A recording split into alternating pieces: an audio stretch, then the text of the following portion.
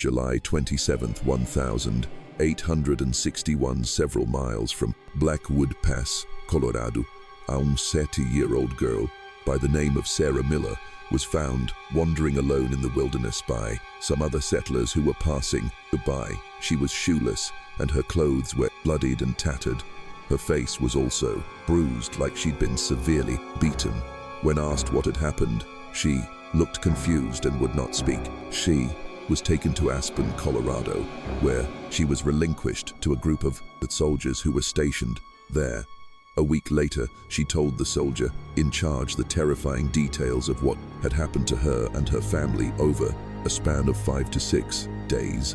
They wrote down her story, and the papers were passed down from generation to generation through a specific family, but were forgotten, only coming to light within the last few years. This is her story. It's been transcribed to modern-day English. I don't even know where to begin. My entire family is gone, and I'll never see them again. I just want to die. My family started coming out here from Boston, Massachusetts, a long time ago. I can't even remember now when we started. My father's dream was to have his own farm out west, away from any city, so he could live life the way he wanted. For most of our journey, we'd been with, or at least seen, other folks along in the trail. But as we got closer to what I now know was called Blackwood Pass, it seemed as if everyone suddenly disappeared. We decided to spend the night at the mouth of Blackwood Pass, as it was getting near dark. Mother cooked biscuits and gravy for us that night. Then we all went to sleep as we were bushed from the long day's journey.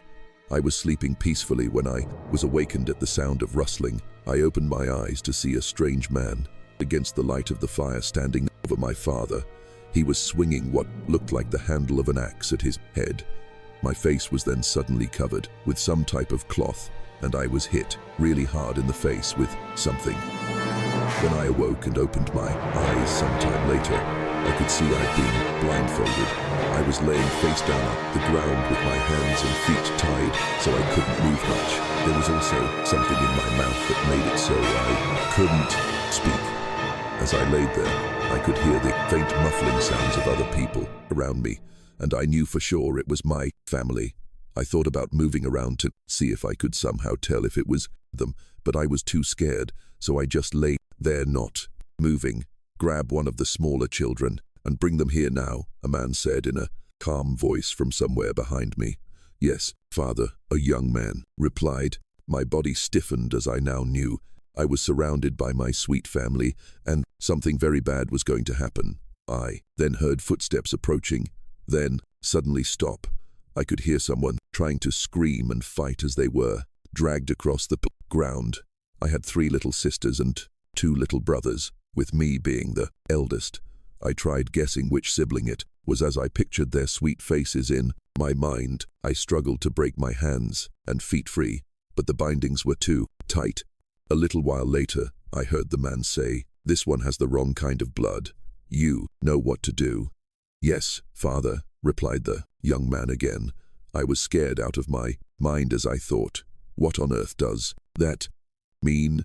I then heard the muffled sounds of screaming. The screams were quickly cut off, then silence. I started crying as I knew whoever it was had most likely been killed. Footsteps approached us, and again, the sounds of someone being dragged along the ground as they tried fighting us back. Sometime later, I heard the man say, "This one has the blood we need. Take her to the room and tie her to the bed. We need to keep her alive as long as possible." "Yes, father," replied a girl this time, probably about my age, judging by her voice. It went on like this, then it stopped for a while. My guess was a day or so. I was eventually given water, some food, and taken to the outhouse by the girl. She wouldn't say much, only give me instructions.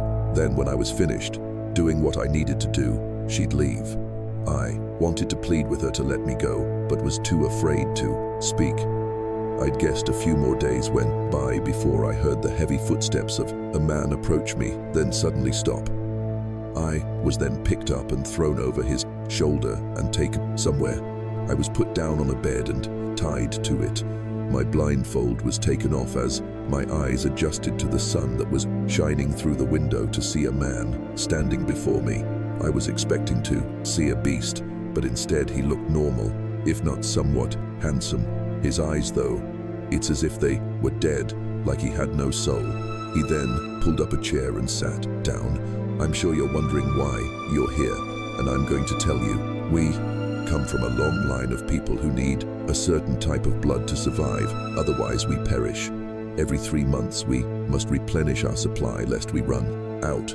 Those who carry the blood we need are kept alive as long as possible to supply us with as much blood as we can get. We do this so it lessens the amount of people we must take and drain, as we do not wish to draw attention to us, he said. He then grabbed a knife from a sheath he had on his belt, untied my hand, and made a small cut on my wrist.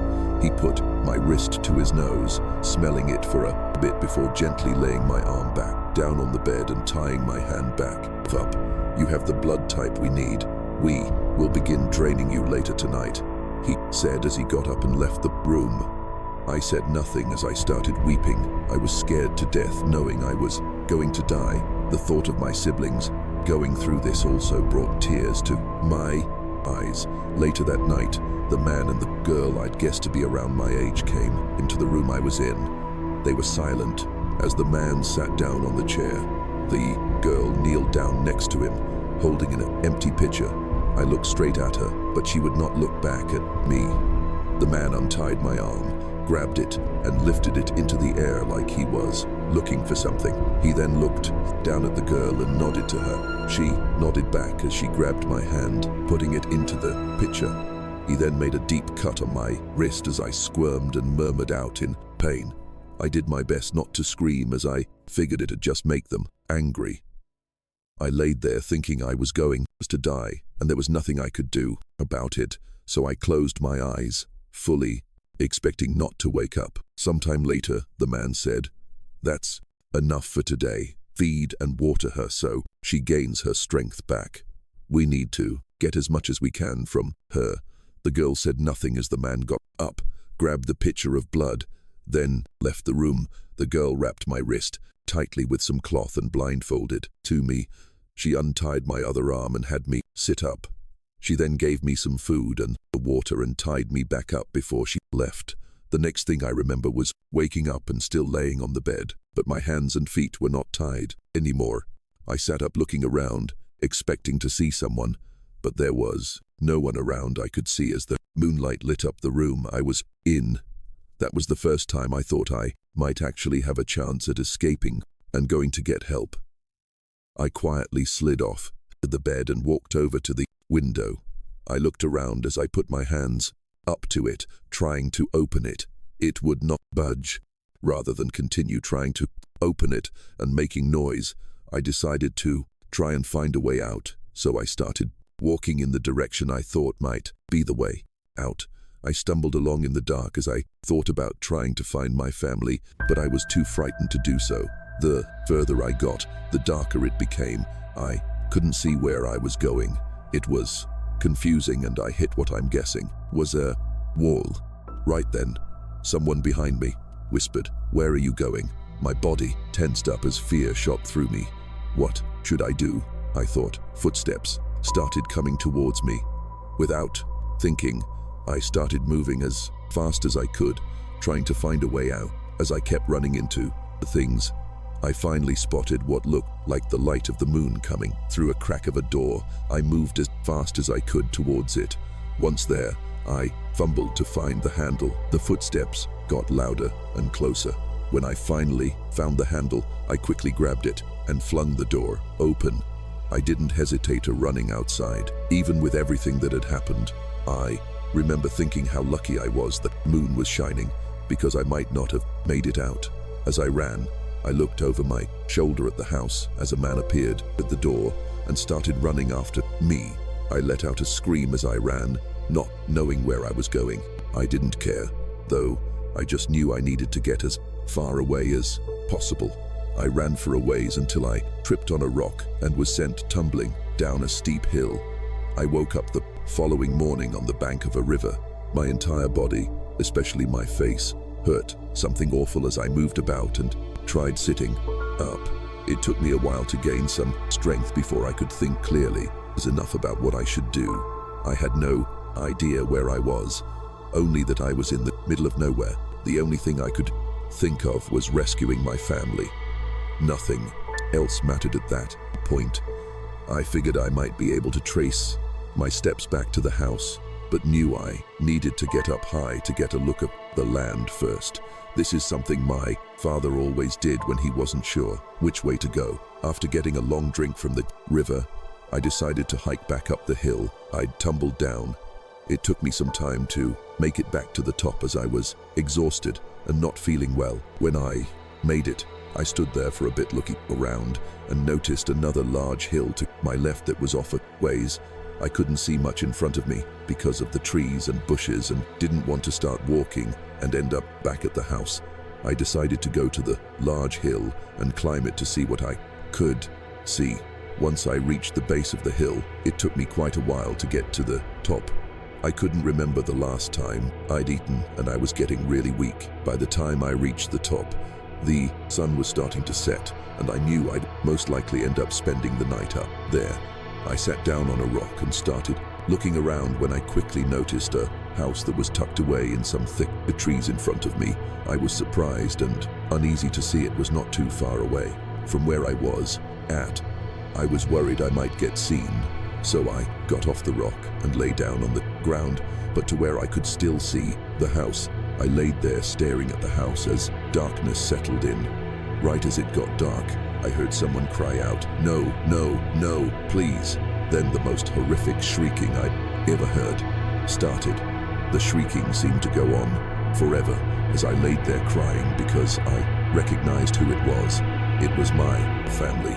Part of me wanted to run down there and try and save them, but I was just too scared and knew I'd be next if I did. So I did nothing. A while later, a big bonfire was made outside the house, and I counted 6 people standing around the fire, holding hands. To me, it looked like they were praying, except their heads were tilted back with their mouths wide open. It was very strange and frightening. I fell asleep sometime during the night and was awakened to the sun hitting my face. I immediately looked down at the house and could see the fire was still smoldering, but there was no one I could see. I made the decision I needed to get help, so I started hiking down off the hill in the opposite direction of the house.